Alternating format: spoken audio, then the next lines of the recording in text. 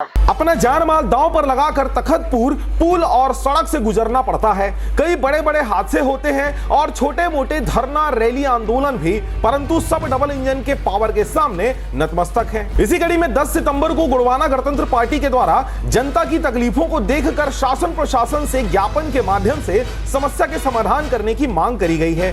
गुड़वाना गणतंत्र पार्टी के सिद्धांतों के अनुसार आवेदन निवेदन फिर दनादन जैसी बातें भी पार्टी प्रमुखों ने कही है। अब सवाल यह उठता है कि आखिर विष्णु देव की सरकार को अगर हमने बनाया तो हमारे सांसद विधायकों का सरकार में आखिर चलता क्यों नहीं?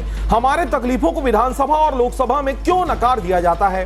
जरा सोचिए। छत्तीसगढ़िया सबले बढ़िया के एकदम मस्त मिसाल देवा था।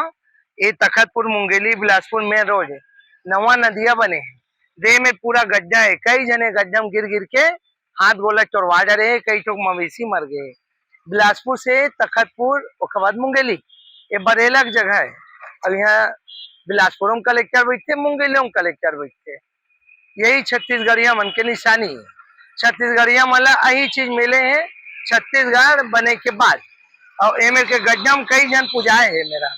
अगर हमारे विधायकों सांसदों का चलता तो किसी छत्तीसगढ़िया को तकलीफ होती क्या? सड़क, बिजली, पानी, रोजगार और खाद के लिए तो बिल्कुल नहीं, है ना? एक बोरी यूरिया के लिए पूरा जिला प्रशासन को लगाना पड़ रहा है। तो फिर मैं पूछता हूं, छत्तीसगढ़ की सरकार को आखिर कौन चला रहा है? कमेंट पर अपनी राय जरूर रखें। और अभी तक आपने चैनल को सब्सक्राइब नहीं किया तो कृपया चैनल को सब्सक्राइब करें। खबरों को ज्यादा से ज्यादा शेयर करें। फिलहाल मुझे दीजिए विदा, नमस्कार। मैं